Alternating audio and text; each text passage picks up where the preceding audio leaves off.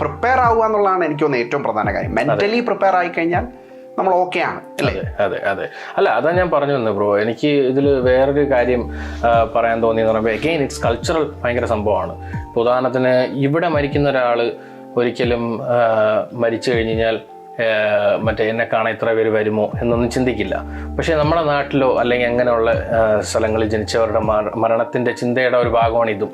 അപ്പോൾ അവരുടെ മനസ്സിലൊരു അന്തസ്സ് എന്ന് പറയുമ്പോൾ ഞാൻ ഇത്രയും കാലം ഉണ്ടാക്കിയെടുത്ത പേര് എനിക്കുണ്ടാവും, ഞാൻ മരിക്കുന്ന സമയത്ത് ഇത്രയും പേര് വന്ന് കാണും. അപ്പോൾ ഓരോ കൾച്ചറിനനുസരിച്ചാണ് നമ്മുടെ മരണത്തിന്റെ അല്ലേ? അത് പക്ഷേ എനിക്കറിയില്ല. അത് സത്യം പറയാൻ ജീവിച്ചിരിക്കുന്ന മനസ്സിൽ ഇരിക്കുന്ന ആൾക്കാരുടെ ചിന്തയാണോ? ജീവിച്ചിരിക്കുന്നവർ ചിന്തിക്കും ബ്രോ. കാരണം നമ്മൾ അതാ പറഞ്ഞു, അത് ജീവിച്ചിരിക്കുന്ന ആൾക്കാരുടെ ചിന്തയാണോ അതോ മരിച്ച ആളുടെ ചിന്തയോ? മരിച്ച ആളിന് ഒരിക്കലും ചിന്ത വരില്ല.